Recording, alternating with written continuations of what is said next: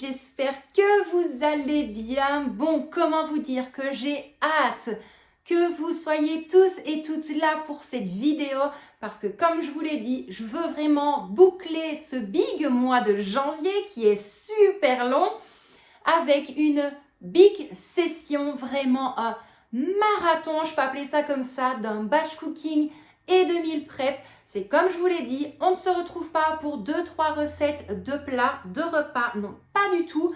On va vraiment se retrouver pour plusieurs petites recettes de repas, deux petites recettes d'entrée apéro et bien évidemment, je ne vous oublie pas concernant les desserts parce que je le sais que vous aimez les desserts lors de mes vidéos du dimanche. Et puis, comment vous dire vraiment que, je vous dis encore une fois un immense merci de voir et de savoir que la vidéo du dimanche, vous l'attendez vraiment avec impatience. J'avais mais tellement peur de ressortir des vidéos de cuisine en me disant peut-être que ça ne plaira pas à tout le monde. Comme aujourd'hui, il est vrai que au niveau des recettes de 2-3 repas, je sais que ça risque d'être un petit peu réticent. Je vais dire ça comme ça pour 2-3 personnes, mais croyez-moi, lorsque je vous montre les recettes en vidéo, c'est que je les ai testées et qui ont été approuvées déjà par moi, par mon mari et certaines recettes par notre fille, mais qui est quand même très difficile. Donc voilà pour la petite histoire.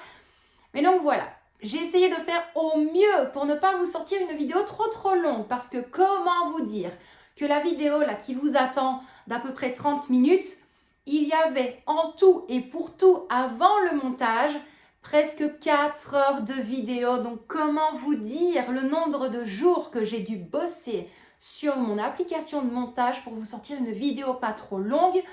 Parce qu'il est vrai que des vidéos de plus de 30 minutes, je trouve ça un petit peu hard à suivre. Donc je croise les doigts pour que YouTube puisse la sortir à temps, que ça charge bien correctement. Mais dans le pire des cas, si vous êtes sur l'événement du groupe Batch Cooking, Meal Prep ou comment réduire son budget sur Facebook, c'est que je vous ai mis un petit message si jamais la vidéo ne sort pas à temps. Et d'ailleurs, n'hésitez pas, dans la description de la vidéo, mais également en premier commentaire, je vous mets mon groupe Meal Prep, Batch Cooking, réduire son budget directement dans le premier commentaire épinglé. Mais vous avez également mon nouveau groupe budgétaire parce que j'ai décidé de repartir à zéro également parce que c'était du grand n'importe quoi. Et voilà, donc l'ancien groupe, je l'ai totalement fermé.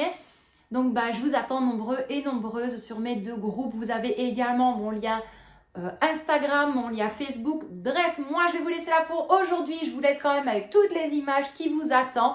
J'espère encore une fois que cette vidéo vous plaira. N'hésitez pas à tout me dire en commentaire. Si vous souhaitez plus d'informations, encore une fois, vous me laissez un petit commentaire. J'essaierai d'y répondre très vite. Et puis moi, bref, je vais arrêter de blablater parce que j'ai vraiment hâte de vous sortir cette vidéo. Donc moi, je vous fais déjà plein de gros bisous et je vous souhaite un bon visionnage et puis un bon appétit si jamais la vidéo vous donne faim. Plein de bisous! Bon, eh bien, c'est parti pour cette méga session, ce marathon de batch cooking et de meal prep. Et bien évidemment, comme vous le savez, la plupart des recettes sont vraiment des recettes ultra rapides, simples, efficaces, parce que croyez-moi, toutes les recettes présentes dans cette vidéo a été du tonnerre ici à la maison. Tout le monde a bien aimé. Donc, pour cette première recette, je vais commencer à faire cuire des lardons. Je vais prendre 2 blancs de poulet donc que j'avais déjà cuit précédemment. Je vais les détailler vraiment en gros cubes, on peut dire ça comme ça. Maintenant, si vous souhaitez des plus petits morceaux, il n'y a absolument aucun souci. Et alors, bien évidemment, dans mon gros poêlon, je vais dire ça comme ça, dans mon wok. Voilà, je cherchais le nom. Dans mon wok, j'ai commencé déjà à faire cuire mes épinards. Donc là, ici, j'ai pris les boudins blancs, j'ai commencé à les couper en deux, à les recouper en petits morceaux et je vais les placer au niveau de ma poêle avec les lardons et le poulet. Cette recette-là, il faut aimer un petit peu le côté sucré-salé. J'étais tombée sur cette recette-là sur un chef d'un restaurant vraiment tout proche de chez moi. Je l'ai testé, c'était vraiment super bon. Donc là, vous le voyez, c'est vrai, ma poêle est un petit peu petite. De toute façon, je vais tout transférer dans une plus grosse casserole. Mais là, je vais vraiment laisser bien cuire le boudin, les lardons et mes morceaux de poulet. Sur le côté, je continue à bien faire cuire mes épinards. Donc je vais retourner ce qui est dans le fond. Je vais vraiment à chaque fois retourner, en replacer à l'intérieur et au final, j'avais largement assez avec mes 2 sachets. J'étais vraiment hyper contente. Donc pour les épinards, ça va me servir pour une lasagne. Au niveau de la lasagne, vous le verrez un petit peu plus tard, c'est vraiment ultra rapide et très simple. Ici, toujours avec mon fameux mélange poulet, lardon et boudin, eh bien je vais faire caraméliser les pommes avec un tout petit peu de beurre salé, mais vraiment un tout petit peu pour qu'il y ait un léger côté croquant, mais également un petit côté fondant au niveau des pommes. Et là, je vous montre encore une fois que je recharge à chaque fois mon wok au niveau de mes épinards. Donc là, les pommes sont vraiment bien cuites. Je vais les verser, dans ma grosse casserole. Je vais ajouter un berlingot, une bouteille de crème liquide et alors je vais légèrement assaisonner avec un petit peu de poivre et vraiment un tout petit peu de noix de muscade. Je vais laisser ça sur un feu doux moyen pour que vraiment la crème s'épaississe et réduise. Et après, ce sera bon pour cette préparation.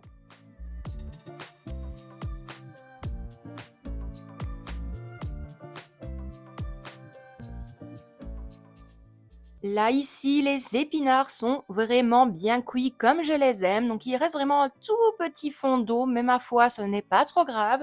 J'ajoute un berlingot de crème liquide, un petit peu de poivre et un petit peu de noix de muscade.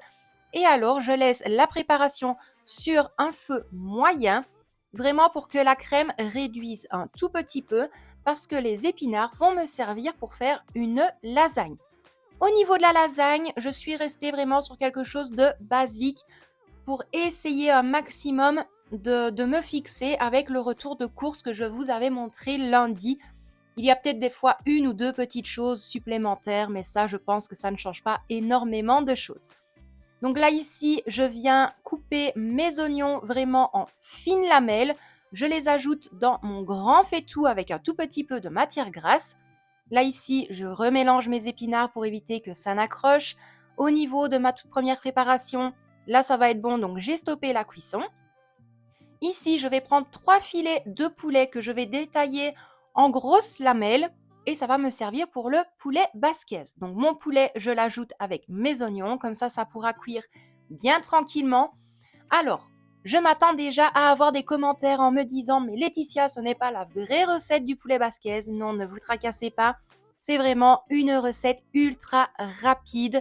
C'est vraiment pris hors d'un petit livre et lorsque on a vraiment envie de poulet basquez très rapide, j'utilise cette recette-là. Donc là, je vais couper mes poivrons vraiment d'abord en lamelles et ensuite je vais les couper en petits dés. Et là, ce sera la même chose. Ça va directement aller dans mon grand faitout pour réaliser mon poulet basquez. Donc là, je vais laisser vraiment le temps que les poivrons vont être légèrement fondants. Ma première préparation est prête. Donc, je vais déjà la dispatcher au niveau des Tupperware parce que mon époux était déjà passé par là. Il a kiffé, comme il m'a dit. Donc, je me suis dépêchée pour que je puisse vous sortir quand même un petit peu de contenu. Donc là, j'ai pu avoir 2 bons gros Tupperware, en sachant que dans le Tupperware, ça nous fait 2 à 3 portions. Donc, c'est largement suffisant. Et alors, au niveau de mes épinards, j'ai pris 2 barquettes en aluminium. Je commence avec une couche d'épinards. Ensuite, je vais ajouter du gruyère râpé. Et là, je vais ajouter des petites rondelles de fromage de chèvre. Et honnêtement, c'était tellement bon. Au-dessus du fromage de chèvre, je vais ajouter une feuille de pâte à lasagne et ainsi de suite. Donc, je vais rajouter des épinards, je vais ajouter mon fromage râpé, voilà. Donc là, ici, il est vrai que la couche est, on va dire, épaisse dans le sens où j'ai mis beaucoup plus d'épinards, alors que dans la seconde, je ne vous ai pas montré non plus toutes les étapes parce que sinon la vidéo, ce serait trop long, comme je vous ai dit en intro. Mais dans la seconde barquette, là, j'ai mis un petit peu moins d'épinards. Donc, je pense qu'au niveau des feuilles de lasagne, dans celle-ci, il y en avait 1 ou 2. Et dans la seconde, il y en avait 4. Comme ça nous fait quand même un petit peu plus de mâche lors du repas. Donc ça, je le fais partir en cuisson, vraiment pour que le dessus soit bien cuit, que les feuilles de lasagne soient bien cuites. Donc, je pense que je l'ai mis 45 minutes à 175 degrés. Donc là, ici, au niveau de mon poulet basquez, le poulet, les oignons et les poivrons sont bien cuits. Je vais ajouter mes 3 conserves de tomates pelées. Je vais ajouter du thym. Alors, vous allez le voir, j'ai la main très, très, très légère sur le thym. Mais moi, pour un poulet basquez, il faut absolument que je sente le thym. C'est vraiment une épice que j'adore. Et puis, il n'y a rien à dire. Il n'y a rien à dire, j'ai vraiment hâte d'être en été pour pouvoir faire cette recette avec des tomates fraîches, des épices fraîches. Oh, pourtant, j'adore l'hiver, mais alors en cuisine, j'ai qu'une hâte, c'est d'être en été. Donc, vous l'avez vu, j'ai ajouté pas mal de thym, je vais ajouter un petit peu de poivre, je vais remuer le tout et je vais laisser cuire ça sur un feu doux moyen, vraiment pour que ça mijote le temps que toutes les épices soient bien réparties au niveau de ma sauce. Donc voilà le résultat de mes lasagnes aux épinards. On en a 2. Franchement, dans les 2 barquettes, ça nous revient par barquette à 2 portions. Donc on a largement assez. Au niveau maintenant de la 4e recette, je fais fondre du beurre salé. Et là, encore une fois, c'est une recette sucrée-salée où il faut aimer. Et honnêtement, c'était un premier test. C'était juste super bon. Donc j'avais pris les clémentines. Du moins, c'est ce qui était dans le retour de cours. Je ne sais plus si c'était des clémentines ou des mandarines. Donc je les fais revenir au niveau de mon beurre salé. Vraiment pour que tout le contour soit un petit peu doré et croustillant. Pendant ce temps-là, je viens détailler mes morceaux de poulet. Donc vous voyez, je fais bien remuer mes fruits au niveau de ma poêle. Une fois qu'ils vont être cuits, je vais les transvaser dans un récipient. Je garde exactement la même poêle, je ne la lave pas, je rajoute un petit peu de matière grasse et je vais faire revenir mon poulet. Pendant ce temps, le temps que la préparation termine de cuire bien tranquillement, je vais faire une petite marinade. Donc là, j'ai ajouté de l'huile d'olive, du soja, je vais ajouter également du miel et alors un petit peu de poivre. Au niveau des quantités, malheureusement, je ne peux pas toujours vous donner des quantités parce que je fais énormément à l'œil, parce que je suis un petit peu habituée à cuisiner. Et alors, quand ma préparation va être prête, eh bien, je vais tout simplement ajouter un filet de poulet qui a été coupé en petits dés. Je vais bien laisser ça mariner, je vais le filmer et ça partira comme ça dans le congélateur.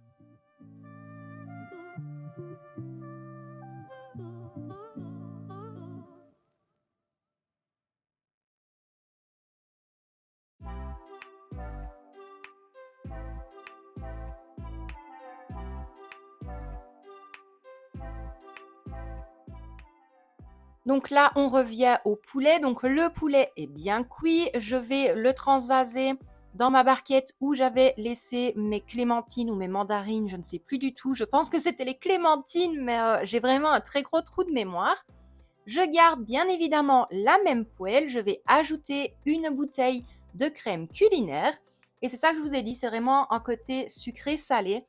Parce que là, dans ma crème, je vais ajouter des érelles cuites. Que ce soit de la confiture d'érelles, du confit d'érelles, franchement, vous faites comme vous voulez. Là, on va dire que j'ai ajouté l'équivalent de 3 grosses cuillères à soupe dans ma crème. Et là, ça va rester en cuisson sur feu vraiment doux. Donc pas sur feu moyen parce que je n'ai pas envie que ma crème tourne, mais sur feu doux.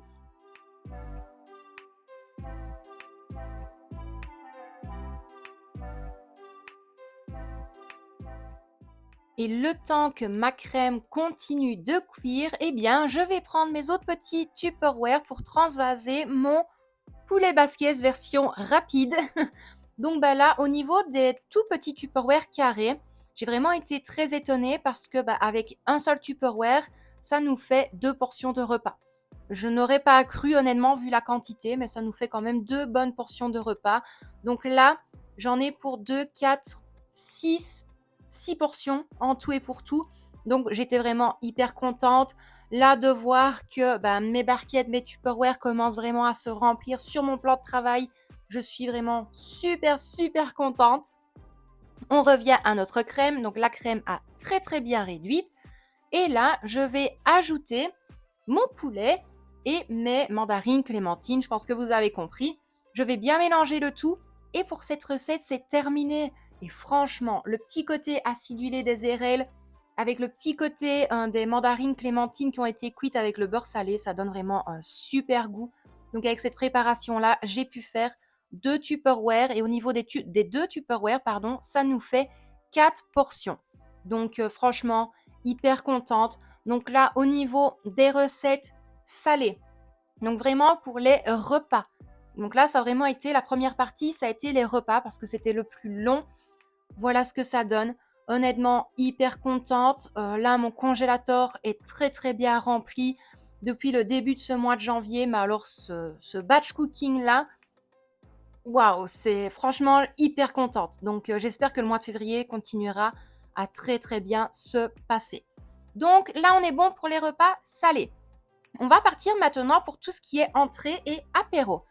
Donc, vous voyez un petit peu au niveau des ingrédients, je vais partir sur des petits muffins ou des mini cakes salés avec du jambon, chèvre et miel.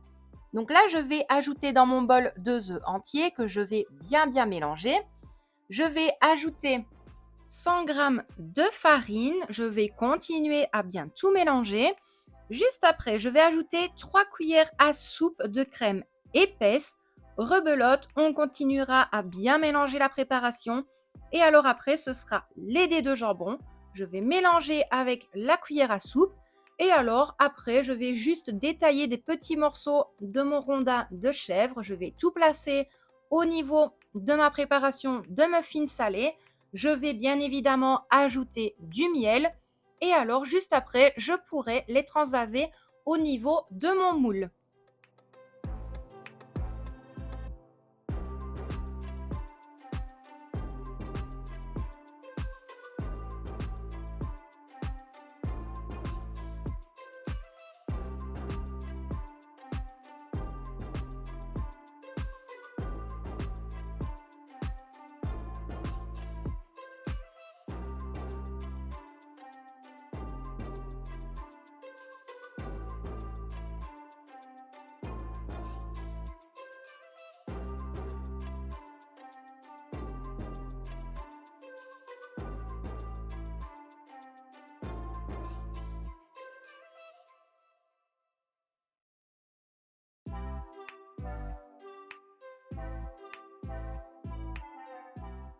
Je pense que maintenant vous êtes habitués à ce que je vous parle de mon spray cuisson parce que je ne me fie plus du tout maintenant aux moules à silicone. Alors oui, je sais qu'il y a des moules en silicone qui fonctionnent très très bien, mais mettre un prix quand même exorbitant, je n'ai pas envie. Donc j'utilise vraiment les moules à gâteau de ma maman qui appartenaient des fois à ma mamie. Donc recyclage.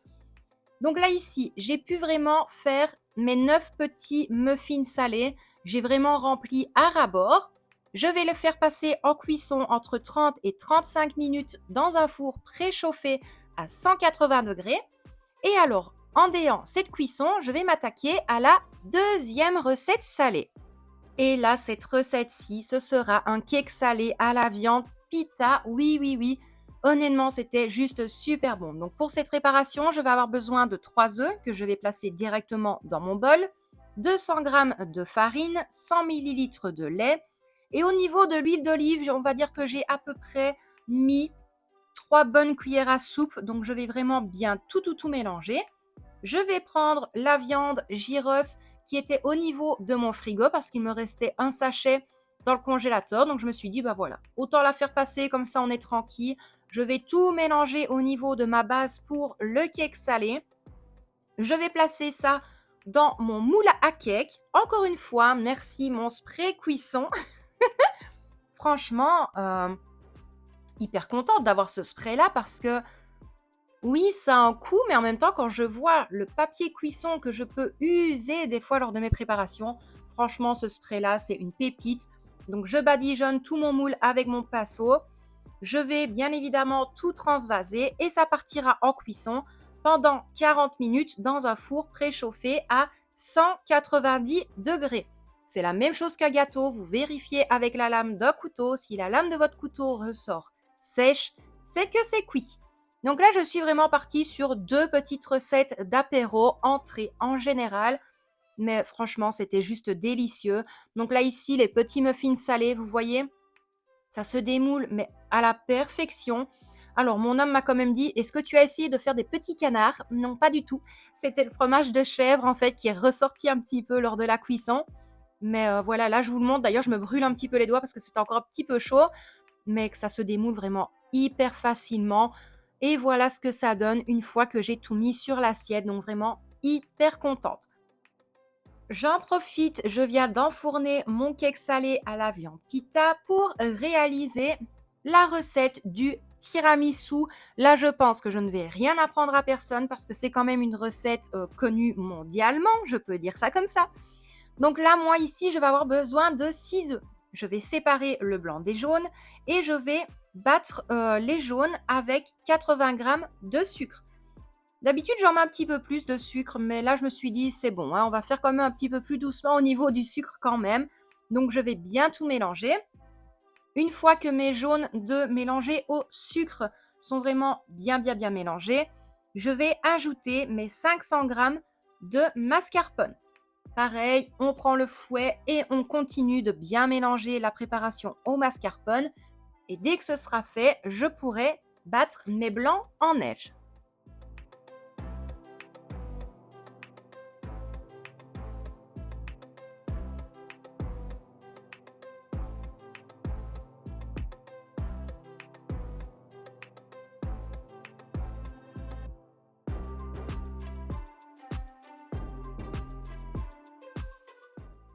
Pour les blancs en neige, n'ayez vraiment pas peur de les monter très fermes. Donc là, moi, tout le monde a toujours peur de faire le fameux test de retourner le bol pour voir si ça ne tombe pas. Donc là, ils sont vraiment très bien montés. Et comme je vous l'ai dit, je n'apprends rien à personne. Donc je vais prendre ma maryse. Je vais commencer avec une petite quantité de blanc en neige. Je vais ajouter ça à ma préparation au mascarpone en prenant bien soin de ne pas les casser et de soulever la pâte. Et alors, lorsque ma préparation sera prête, je vais commencer mon montage dans mon Tupperware en verre. Je vais dire ça comme ça. J'ai préféré prendre un Tupperware en verre étant donné que j'ai le couvercle adéquat. Eh bien, j'ai pu le placer directement au frigo, entièrement fermé pour éviter d'avoir toutes différentes odeurs qui pourraient atterrir sur le tiramisu. Donc là, par contre, j'ai enfin pu mettre tout le monde d'accord. Donc, on est parti sur un tiramisu à base de biscuits trempés dans du cacao. Je pense que ça se voit. Je pense que ça se voit que au niveau des boudoirs, je n'aime pas du tout lorsqu'ils sont énormément imbibés.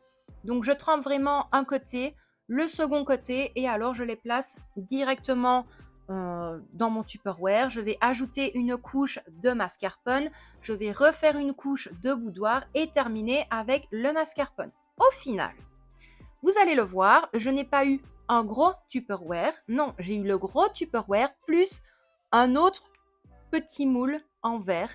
Donc là, comment vous dire qu'on a fait une overdose de tiramisu? Parce que Victoria en a mangé un petit peu, mais cette fois-ci, elle n'en voulait pas spécialement. Et moi et mon mari, on n'en pouvait plus. Donc là, vous allez voir que Laetitia était hyper contente. Tada! Voilà. Euh, Oh, je vous le dis, moi je suis une grande enfant, mais voilà, le cake c'est vraiment hyper bien démoulé, hyper contente. Je vais le découper pour vous montrer l'intérieur.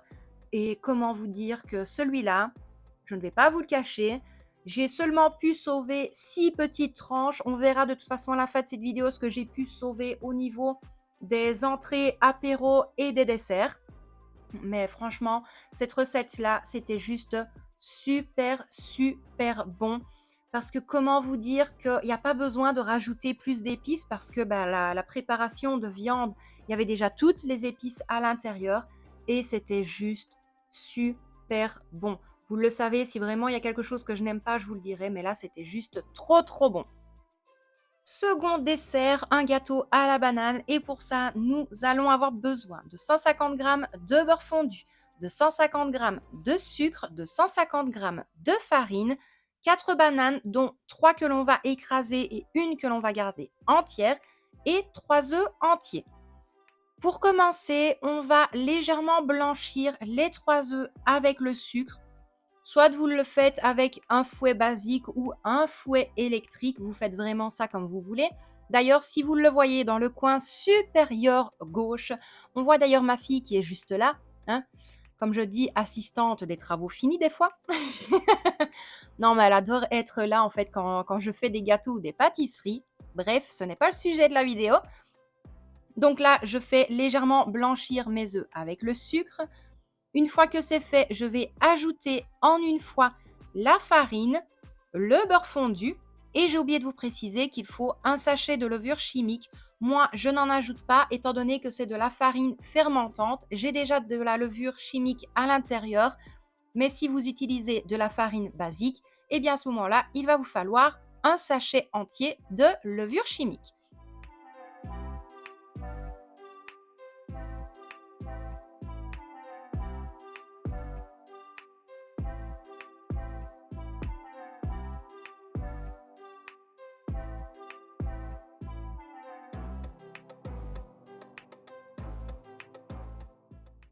À ce stade, la préparation est bien mélangée. Donc, je vais ajouter les 3 bananes écrasées.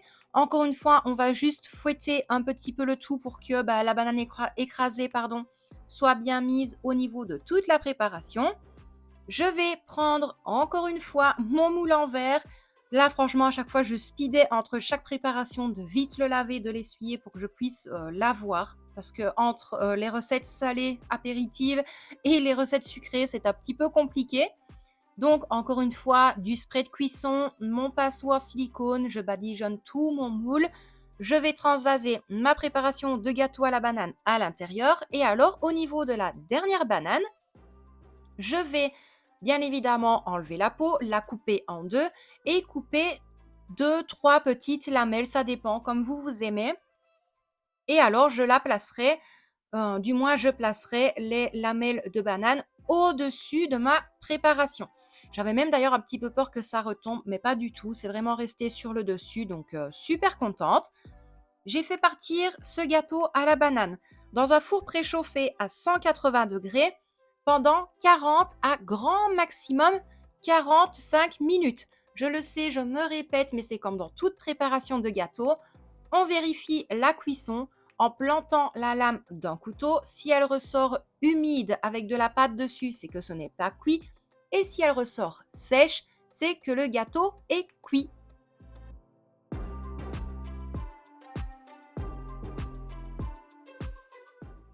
Et regardez-moi ça, je ne vous le cache pas que j'ai bien fait de vous filmer quand même le gâteau à la banane lorsqu'il était toujours dans le moule, parce que je n'ai pas forcément eu de soucis lors du démoulage, mais voilà ce que ça donne. En fait, vraiment quand je l'ai posé dans l'assiette, il y a eu une lamelle de banane qui s'est fait un petit peu la malle, mais franchement ça n'a rien changé au goût. Donc là je vous montre l'intérieur, franchement c'est juste super bon. Si vous aimez les beignets à la banane sur les fêtes foraines, essayez ce gâteau à la banane, c'est une tuerie. Donc là, ici, on est déjà parti sur la dernière recette sucrée. Ce sera un crumble aux pommes. Donc pour cette recette, je vais avoir besoin de 5 pommes, 125 g de beurre mou, voire froid, c'est beaucoup mieux, 10 cuillères à soupe de farine, 10 cuillères à soupe de sucre roux et 1 cuillère à soupe de cannelle. Donc là, au niveau de mon beurre, j'ai vraiment pris du beurre très froid. Je l'ai détaillé en petits cubes. Je vais ajouter les 10 cuillères à soupe de farine. Juste après, je vais ajouter les 10 cuillères à soupe de sucre roux et la cuillère à soupe de cannelle. Je garde mes gants, c'est tout à fait normal parce que je vais devoir travailler le beurre du bout des doigts. Et d'un autre côté, je n'ai pas forcément envie de trop réchauffer la pâte avec mes mains directement mises sur la préparation. Donc j'ai essayé de faire vraiment très rapide. Moi, je vous ai mis ça en version très accélérée. Mais voilà, il faut vraiment que ça ressemble à du sable. Ça, encore une fois, je pense que la base d'un crumble, je ne vais pas forcément apprendre énormément de choses à tout le monde, mais il faut que ça ressemble vraiment à une texture granuleuse, à une texture de sable. Voilà, tout simplement, je vous montre à quoi ça doit ressembler. Donc là, par contre, je vais m'occuper de mes pommes, les éplucher, les couper en deux, enlever le trognon, les couper en lamelles et hop, je place tout dans mon fameux moule à cake en verre, encore et toujours. Donc là, par contre, je n'ai pas mis de spray cuisson parce que, voilà, c'est pas un gâteau qu'on va démouler. Donc les pommes sont mises dans le fond. Je vais répartir toute ma préparation de crumble sur le dessus et je vais enfourner ça dans un four préchauffé à 180 degrés en déant 30 à 40 minutes. C'est selon vraiment vos goûts. Je vais dire ça comme ça. Si maintenant vous préférez avoir un crumble un peu plus croustillant, vous le laissez un petit peu plus. Là, franchement, nous, on l'aime comme ça. Je l'ai laissé 35 minutes dans le four. Donc vraiment, pour les dernières images, je vous montre la petite part que je me suis servie.